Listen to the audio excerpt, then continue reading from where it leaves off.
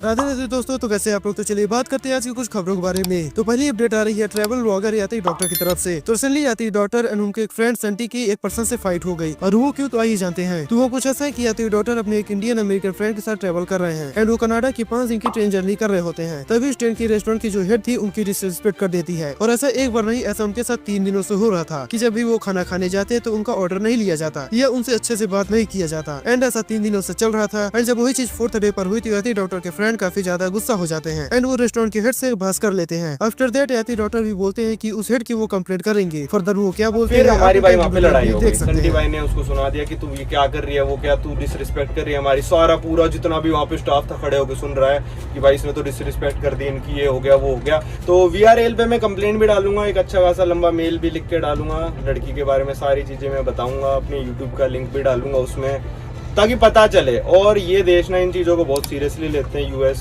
Canada वगैरह, ठीक है। तो अब आप लोगों को लग रहा होगा कि उनके साथ ऐसा हुआ क्यों, या जो रेस्टोरेंट की हेड थी ऐसा क्यों कर रही थी। तो ऐसा इसलिए क्योंकि यात्री डॉक्टर इंडियन थे एंड फॉरेन कंट्रीज में इंडियन की कोई इज्जत नहीं है। इंडियंस बस इंडिया के अंदर ही विश्व गुरु है, बाहर नहीं। एंड इससे पहले अगर आपने ध्यान दिया होगा कि नोमैड शुभम को भी बारबाडोसा में यही डिस्क्रिमिनेशन फेस करना पड़ा था, क्योंकि वो भी एक इंडियन थे, जबकि बारबाडोसा में इंडियंस का फ्री वीजा एंट्री भी है। तो शुभम की बात आई गई तो बात करते हैं नोमैड शुभम के बारे में। तो चलिए नोमैड शुभम बताते हैं कि वो दिल्ली एयरपोर्ट पर अरेस्ट होते होते बचे, और ऐसा क्यों तो आइए जानते हैं। तो शुभम बताते हैं कि जनवरी में वो वेस्ट अफ्रीका को ट्रेवल कर रहे थे एंड उन्होंने वेस्ट अफ्रीका से एक वुडू डॉल बाई किया था एज अ सोवेनियर। बट जब वो इंडिया आते हैं तो कस्टम ऑफिसर वो डॉल देख लेते हैं एंड शुभम से क्वेश्चन करना स्टार्ट कर देते हैं। एंड शुभम बताते हैं कि उनसे काफी देर तक क्वेश्चनिंग किया गया था। फिर उन्होंने एक्सप्लेन किया कि वो एक ट्रेवलर हैं एंड एक यूट्यूबर हैं, तो सभी कंट्री से कोई न कोई चीजें कलेक्ट करते हैं as a souvenir. After that उन्हें छोड़ दिया जाता है। तो अब शायद आप लोगों को लग रहा होगा कि एक डॉल की वजह से इतनी इंक्वायरी क्यों। तो आपको बता दें कि ये वुडू डॉल एक स्पेशल टाइप की डॉल होती है जिसे काला जादू करने में यूज किया जाता है एंड इसका एक इमेज भी आपको स्क्रीन पर दिख रहा होगा। तो नेक्स्ट बात करते हैं boxer and Arjuna awarded Sweety Boora के बारे में। तो जैसा कि मैंने कुछ दिनों पहले बताया था कि स्वीटी बुरा का उनके हस्बैंड कबड्डी प्लेयर दीपक हुड्डा के साथ मारपीट हो गया था एंड स्वीटी बुरा ने डिवोर्स का भी बोला था। also उन्होंने अपने हस्बैंड पर ये एलिगेशन लगाया था कि उनके हस्बैंड यानी कि दीपक हुड्डा उनके साथ मारपीट किया करते थे एंड दहेज की मांग किया करते थे। बट नाउ इस वीडियो को वायरल होने के बाद स्वीटी बुरा ने एक और वीडियो शेयर किया है एंड उस वीडियो में उनका कहना है कि दीपक हुड्डा एक गे है, और ये बात उनको शादी के बाद पता चली, इसलिए अब वो डिवोर्स लेना चाहती हैं। मैं इतना गंदा नहीं बोलना चाहती थी।